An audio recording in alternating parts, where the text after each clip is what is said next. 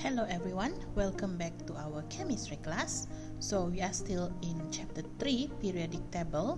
So this is 3.2 periodicity, part E. So in this video, we will be talking about electronegativity. So what is the definition of electronegativity? So electronegativity is the relative tendency of an atom to attract electrons to itself when chemically combined with another atom. In other words, atoms with strong attraction for the bonding electrons are said to have a high electronegativity. Therefore, atoms with strong attraction will have high electronegativity, and atoms with weak attraction will have low electronegativity. So how can we explain the high and the low electronegativity in the atom? So please take note that the electronegativity is highly affected by the size of an atom. To explain the electronegativity, we will be looking at two different sizes of atom. The first one is the small atomic size, and then the second one is the large atomic size. As I said earlier, electronegativity is the tendency of an atom to attract electrons to itself. In other words, the electron is going into the outermost shell of the atom. Let's take a look at the small atomic size of atom first. As we know, at the center of the atom there will be a nucleus, and proton will be located at the nucleus that have positive charge. At the shell we will have electron, in which electron have negative charge. So electronegativity is when the electron is attracted to go into the outermost shell of the atom. So the question is now is, when the size of atom is small, is it hard or easy for the nucleus to attract the electron? Well, actually it's easy. Why is that? Because the nuclear attraction of nucleus to the valence shell is stronger. Why is it strong? Because the atomic size is smaller. Therefore, the force of attraction between the nucleus and also the outermost shell is stronger.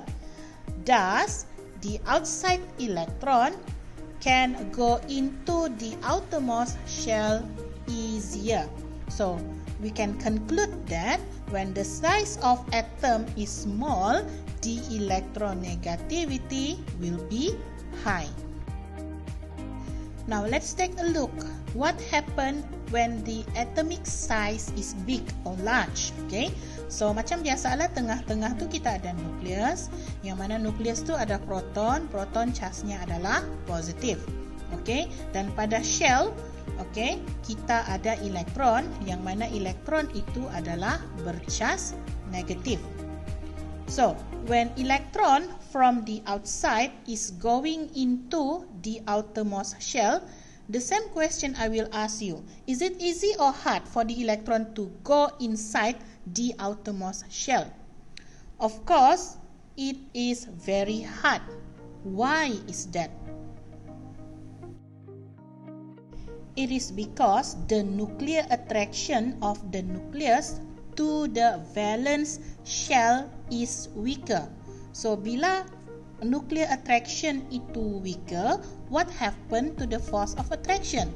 So the force of attraction also will be weaker.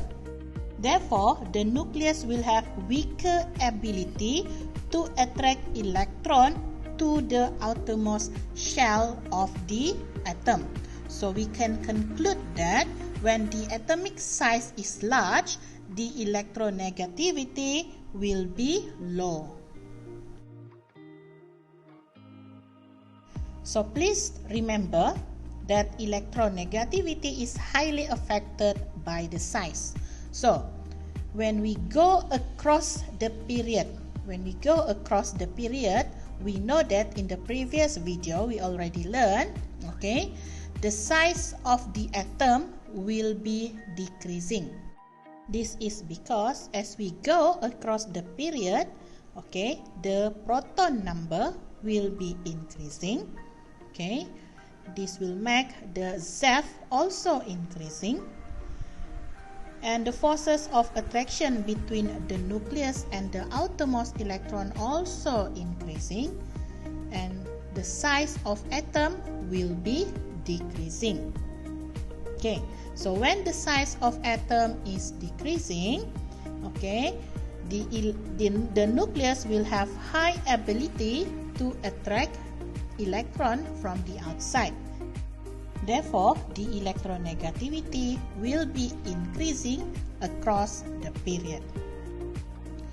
Next, let's take a look what happened to the electronegativity when we go down a group. So, macam yang saya cakap tadi, electronegativity is highly affected by the size. And we know, as we go down the group, the size of the atom will be increasing. The reason is because the number of shell is increasing, okay, and this will cause the shielding effect of the atoms also increasing. Therefore, the forces of attraction between the nucleus and the outermost electrons are getting weaker. Thus, the size of the atom will be increasing. So, when the size of the atom is increasing, the nucleus will have weaker ability to attract electron from the outside. Therefore, the electronegativity is decreasing when we go down a group. So this is the full explanation what happened to the electronegativity when we go across the period and when we go down a group. As you can see, we are using the PISAs and also the ANSAs to explain the electronegativity when we go across the period and also when we go down a group. Cuma ada tambahan 2 key points sahaja yang kamu kena tambah sekiranya kamu mau explain what happened to the electronegativity when we go across the period and also when we go down a group. So, supposed to be no problem because we already discussed about the PISAs and also about the ANSAs in the video of variation of atomic radii.